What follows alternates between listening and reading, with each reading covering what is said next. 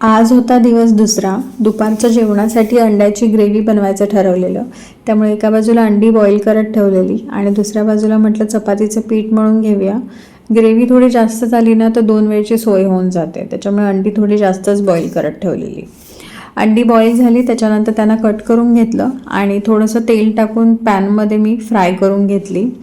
असे फ्राय करून घेतली ना तर ग्रेव्हीची चव अजून छान लागते आणि ह्यालाच वरून थोडंसं मीठ मसाला टाकून जरी खाल्लं ना असंच तरी खूप छान टेस्ट लागते. नक्की ट्राय करा.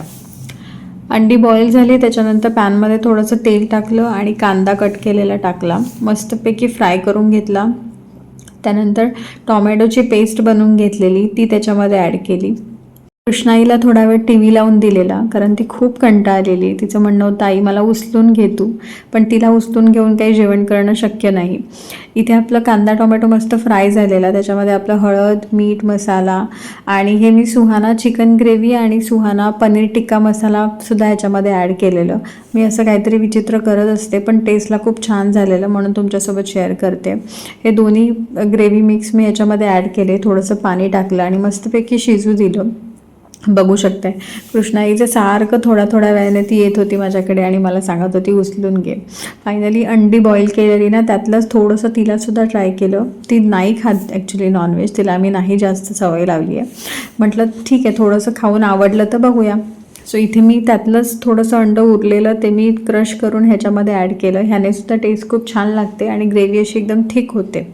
त्यानंतर जी बॉईल करून फ्राय केलेली अंडी होती ती त्याच्यामध्ये ॲड केली आणि माझ्याकडे ॲक्च्युली कोथिंबीर नव्हती, सो मी थोडीशी कसुरी मेथी ह्याच्यामध्ये ॲड केलेली. बघा कृष्णाईचं कसं चाललंय, तिचा तर ओट्यापर्यंत हात पोचतोय, त्याच्यामुळे ती सगळीकडे वस्तूला रापत असते, काय हाताला लागते आणि सगळं ओढत असते. पण काय करणार आता, तिला थोडीशी चपाती मध्ये मध्ये मी देत होते. तिला अशी नुसती चपाती खायला आवडते. चपात्या झाल्या करून त्याच्यानंतर कृष्णाईची डाळ भाताची खिचडी लावून घेतली.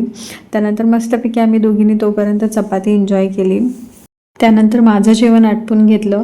आज माझं बाळ सकाळी लवकर उठलेलं, त्याच्यामुळे दुपारी बघा किती लवकर गोड गोड झोपी गेले. आपण भेटू आपल्या पुढील ब्लॉगमध्ये.